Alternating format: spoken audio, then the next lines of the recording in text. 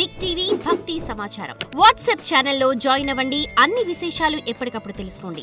ప్రేక్షకులందరికీ నమస్కారం అండి.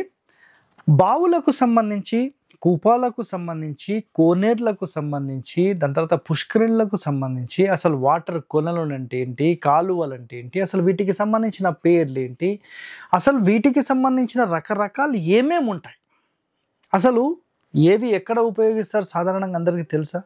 సో వీటికి ఎలా గణితం చేస్తారో తెలుసా?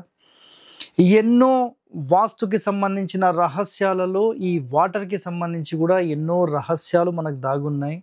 సో నిజంగా మీరు ఇవన్నీ తెలుసుకోవాలనుకుంటే ఈ పూర్తి వీడియో అనేది చూడండి. ఓకే, సో చూడండి, ఇక్కడ బావులు కూపములు అనే ఒక సబ్జెక్ట్ మనం కామేశ్వర వాస్తు సుధాకరంలో తీసుకున్నాం. సో 88వ పేజీ నెంబర్లో ఉంది. సో ఎవరైనా కావాలంటే ఇంకా డీటెయిల్ కూడా చూసుకోవచ్చు. సో బేసిక్గా మీకు పాయింట్స్ అన్నీ అయితే నేను చెప్పేస్తాను. సో చూడండి, ఇక్కడ బావులు రకాలు సింపుల్గా మనకందరికీ తెలిసింది వాటర్ సంప్ అంటాం, ఓవర్ హెడ్ ట్యాంక్ అంటాము, దాని తర్వాత ఇంకేముంటాయి, కోనేరు అంటాము, పుష్కరిణి అంటాము, కొలలను అంటాము, చెరువులు అంటాము, నదులు అంటాము, సముద్రం అంటాము. ఓకేనా, ఇవన్నీ మాట్లాడుతుంటాం కదా. సో ఇంకా ఏమేమి ఉన్నాయి ఒకసారి చూద్దాం. Water sump, overhead tanks, కోనేరు ఇవన్నీ అయిపోయినాయి. సో వీటికి అంటే ఒక కోనేరు లాగా ఉందనుకోండి, వీటికి ద్వారహీనము అని ఒక పేరు. అంటే కోనేరు పేరు కాదండి, ద్వారహీనము అంటే దానికి ఎంట్రీ అనేది ఏముండదు, డోర్ అంటూ ఏముండదు, ద్వారహీనం అన్నమాట దీనికి ఉండేది లక్షణం ఒకటి. నెక్స్ట్ బావి కూపములు అంటారు, అంటే ద్వారము లేని వాటిని బావులు లేదంటే కూపాలు అంటారు. రైట్, ఒక మార్గము గలది వాపి. ఓకేనా, సో ఫస్ట్ది ద్వారహీనము అంటే ఇక్కడ మీరు అర్థం చేసుకోండి, దిగడానికి మెట్లు గిట్లు ఏముండవు, జస్ట్ మన బావి ఉంటుంది కదా, బావిలో దిగడానికి ఏం పెట్టరు. సో దానినే ద్వారహీనముకు సంబంధించిన బావులు కానీ కూపాలు అంటారు. ఒక మార్గము గలది వాపి అంటారు. సో దిగుడు బావులు ఎప్పుడైనా ఐడియా ఉన్నాయా? దిగుడు బావులు అంటే బావి మొత్తానికి దిగడానికి కూడా ఏర్పాటు చేస్తారు. సో దిగుడు బావి అంటారు. ఏమీ లేకపోతే ద్వారహీనానికి సంబంధించిన బావి, ఒక ద్వారం ఒక ఎంట్రీ మాత్రమే ఉంటే సో సింపుల్గా ఏమంటారు, దాన్ని దిగుడు బావి అంటారు. సో 4 పక్కల కూడా మార్గము కలది. సో సింపుల్ ఏమంటారు, పుష్కరిణి అంటారు. 4 వైపులా దిగడానికి ఉంటుందన్నమాట. సో సింపుల్గా మీరు తిరుపతి పుష్కరిణి వెళ్ళారు కదా, సో అన్ని వైపుల నుంచి దిగడానికి ఉంటుంది. సో ఈ మధ్య ప్యాక్ చేశారు, ఎందుకంటే పబ్లిక్ని బట్టి ప్యాక్ చేసేసారు. రైట్, అయితే ఈ పుష్కరిణి సాధారణంగా ఏంటంటే స్క్వేర్లోనే ఉండాలి. కొన్ని చోట్ల పొడవు వెడల్పులు కూడా కొంచెం పెంచేస్తారనమాట. సో అది గుర్తుపెట్టుకోండి. 4 పక్కల మార్గం ఉండి పొడవు ఎక్కువగా ఉంటే దీర్ఘిక అంటారు. సో పుష్కరిణి పొడవు ఉందనుకోండి, దాన్ని దీర్ఘిక అంటారు. గుర్తుపెట్టుకోండి, ఈ పేర్లు చాలా ఇంపార్టెంట్. కాలువ చేత నింపేది, కాలువ వచ్చి నింపుతుంది కదా, సో దాన్ని తటాకం అని అంటారు.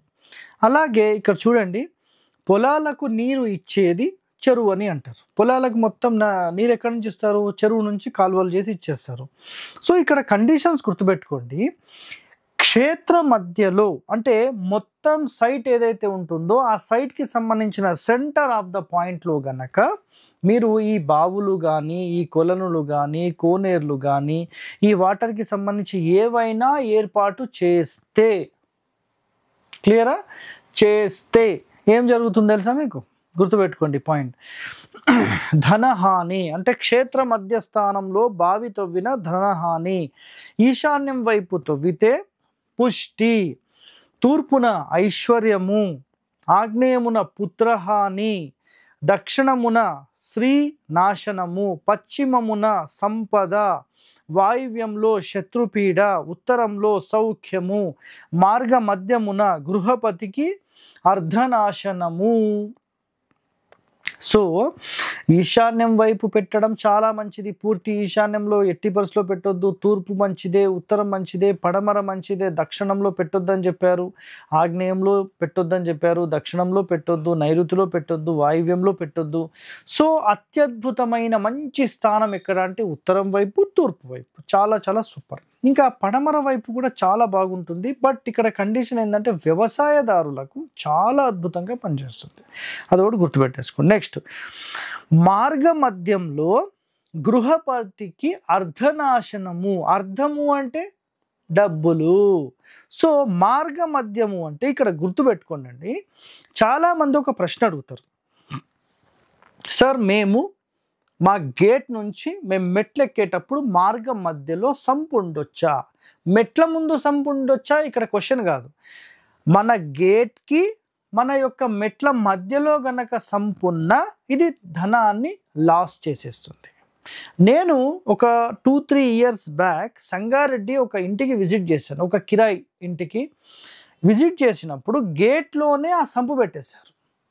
ఇది నేను చూసిన తర్వాత ఇది మొత్తం లాస్ చేస్తుంది, మొత్తం డబ్బుల్లో మైనస్ అయిపోతారు అంటే, లేదు ఇక్కడికి వచ్చిన తర్వాత మేము చాలా బాగున్నాం అన్నారు. కరెక్ట్గా నేను చెప్పిన 1 ఇయర్లో మొత్తం జీరో కొట్టేసేసి ఉద్యోగాలు చేసుకునే పరిస్థితికి వెళ్ళిపోయారు. అంటే ఒక బిజినెస్, మంచి బిజినెస్, నెలకు 1,00,000-1,50,000 సంపాదించే వ్యక్తులు ఒక 10,000 జాబ్ కోసం వెళ్ళాల్సిన పరిస్థితి వచ్చేసింది. అంటే అర్థం చేసుకోండి, ఆ రోజు చెప్పినప్పుడు వినకపోతే నేనేం చేయగలను?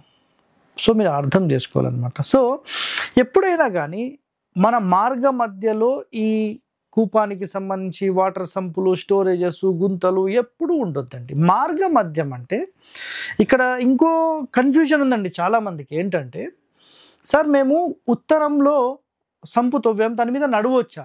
ఏమవుతుందండి నడిస్తే? ఏమీ కాదు. నడవచ్చా వేరే, గేట్కి ద్వారానికి మధ్యలో పెట్టడం వేరే. మీరు ఇదెందుకు అర్థం చేసుకోవడం లేదు? నా పాయింట్ అర్థమవుతుందా మీ అందరికీ? మీరు అర్థం ఏం చేసుకోండి అంటే, మార్గ మధ్యలో ఉండడం వేరే, ఆ సబ్జెక్ట్ ఈ సబ్జెక్ట్ కాదు. మార్గ మధ్యలో ఉండొచ్చు, దానివల్ల ఇష్యూస్ ఏం లేవు, మీకు ప్రాబ్లం ఏం లేదు. మార్గ మధ్యలో అంటే ఏ మార్గ మధ్యలో? ద్వారానికి గేట్కి మార్గం, ఈ మార్గ మధ్యలో ఉండొద్దు. మామూలుగా మనం ఇంటి చుట్టూ తిరిగేటప్పుడు మార్గ మధ్యలో ఉంది అంటే దానికేం సంబంధం? అర్థమైందా సార్? సెప్టిక్ ట్యాంక్ నుంచి నడవద్దంట కదా, సెప్టిక్ ట్యాంక్ వాటర్ ట్యాంక్ నుంచి నడవద్దంట కదా సార్. అరే ఇదెక్కడ కొత్త వచ్చాయండి? మన యొక్క మెయిన్ గేట్ నుంచి మన యొక్క ప్రధాన ద్వారానికి మనం ఇంటి లోపల నడుచుకుంటూ వెళ్ళినప్పుడు ఆ మార్గం మధ్యలో ఉండొద్దు అనేది శాస్త్రం చెప్పిన వర్డ్. మీరు అదర్థం చేసుకోవాలి. అర్థమవుతుందా? సో ఈరోజు నిజంగా మీరు ఏమేమి అంశాలు నేర్చుకున్నారో మళ్ళీ ఒక్కసారి చెప్తాను చూడండి. బావుల్లో రకాలు. సో ద్వారహీనం సంబంధించి ఏమంటారు? బావి అంటారు.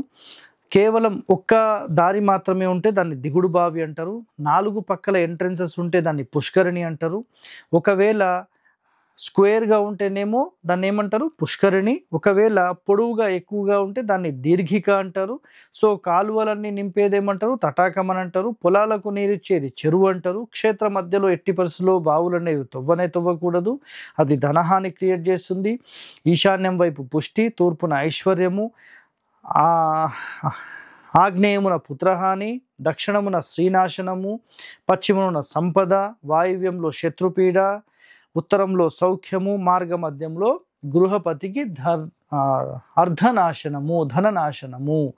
సో పూర్తి సమాచారం చాలా షార్ట్కట్గా, చాలా సింపుల్గా మీకు ఈరోజు చెప్పడం జరిగింది. ఇలాంటి వాస్తు రహస్యాలు మీరు తెలుసుకోవాలంటే మన ఛానల్ని వెంటనే సబ్స్క్రైబ్ చేయండి, 10 మందితో కూడా షేర్ చేయండి. ధన్యవాదాలండి. Thank you.